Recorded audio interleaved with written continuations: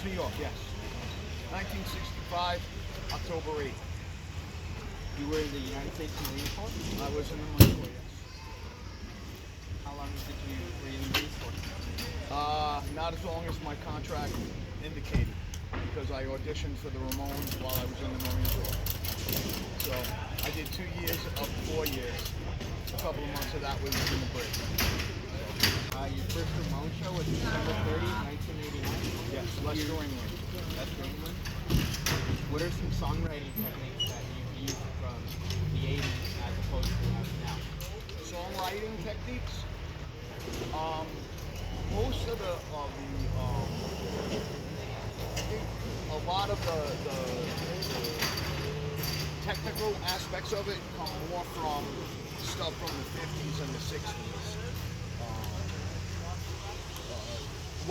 And of course, I grew up in the 70s and the 80s, so it's that's the music that I really love. But when I when I started writing songs, I really leaned more on the stuff that I listened to from the 50s and 60s, because I felt like that the original rock and roll stuff, just, as far as like how the songs themselves are laid out, like, it's intro, verse, chorus, solo. I just like the way that the songs in the 50s and the 60s are structured. What inspired you to pick up the bass? So when I was a kid, I was very athletic, and I played baseball and soccer. I had a growth spurt, and it wrecked the connective tissue on my knees, so I had to wear knee braces. And I just really couldn't do all the stuff that I used to do. So my friends had a band, and they had no bass player, and my dad was like, you can't sit around and do nothing. And I said, all right, get me a bass, and I'll figure out bass. So, but when I was a kid, like, my family was pretty poor. Like, I grew up without a lot. But my dad picked me up like a imitation Fender P-Bass for like $25 or something, and he gave me that. And without an amplifier or anything, I taught myself how to play. So I've never taken any lessons. I can't read or write music. I don't even know like all the notes on the neck and stuff. I play completely by ear and by feel. Favorite Ramone song? Outsider. How did you spend the 2020 pandemic? What did you do to keep yourself sane? I actually got really active.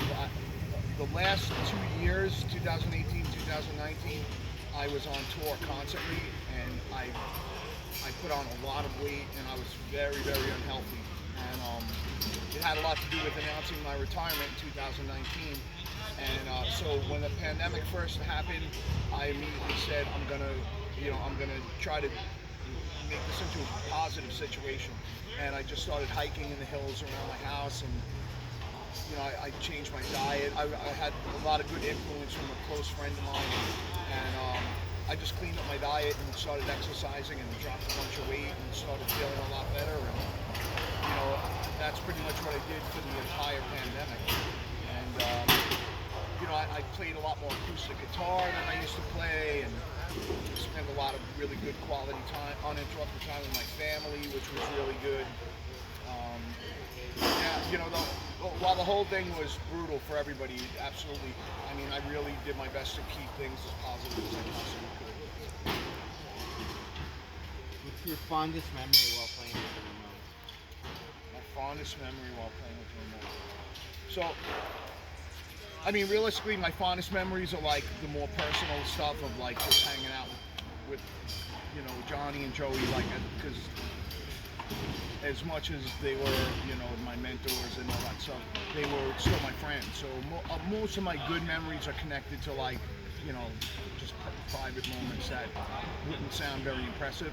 But like as far as like the coolest things, like on stage and stuff like that, at the last show, playing on stage with the Ramones and Lemmy, and me and Lemmy standing next to each other and playing and singing harmonies and all that stuff, that's probably playing on stage with Lemmy is probably ranks really high up there. My first show, obviously, you know, all the obvious ones, but I played on stage with Soundgarden during Lollapalooza in '96. I got up and did Ty Cobb with them. That was another, you know, high watermark. But yeah, but most of my real favorite memories are just, you know, hanging out, talking with Johnny about baseball, or talking with Joey about, you know, music, stuff like that. You moved to the Bay Area. What made you make the move from the East Coast out here west? My wife, she's from the Bay Area originally. So when we first got married, she moved to New York, and we agreed that when the kids got older, we would move out to the Bay Area. So the kids got older, we moved out to the Bay Area, which ain't bad because I love the Oakland A's. So. What are you doing now that you never imagined yourself doing? Huh. What am I doing now? Not living in New York. not being able to go and get a bagel or a slice of pizza. No, there's really a lot of stuff. I always wanted to be a dad, but I never knew like what it really entailed. So I would never have imagined that I would be able to live my life just dedicated to something other than myself. Right, all the years I was in the Ramones, and even before that in the Marine Corps, and even before that, I mean, my time was my own always. I could do whatever I want, whenever I wanted to. If I woke up on a Saturday morning and wanted to, you know, go camping by myself, I could go do it. You know, all that stuff is long over with now, but it's yeah, you know, you have kids and you're, you know, all your priorities change, and all of a sudden you're not steering, you know, the ship under your own command. Now it's, you find out what everybody else needs, and that's the direction you go. Favorite thing about living in California? Any what? Favorite thing about living in California? Oh, the weather. The weather, absolutely. If I never have to shovel snow the rest of my life, I'm a happy guy. Definitely the weather. That's been my favorite thing. But also where we're at too, in the Bay Area, we live in the hills, not unlike this, and I really enjoy the, you know, all the wildlife around us and the scenery, and you know, and we actually live in a pretty cool town. There's a lot of people are pretty cool too, pretty laid back. If you could tell your 8-year-old version of yourself something, what would it be? 8-year-old version of myself. That's a good question. Don't be afraid. Don't be afraid. Don't be afraid. Right? That's a big thing that holds a lot of people back, including adults, is fear of something new or fear of change. And that would be the number one thing I would just say. Don't be afraid. Just go do what you want to do. Thank you, Steve. All right. Questions Cool. I have for you.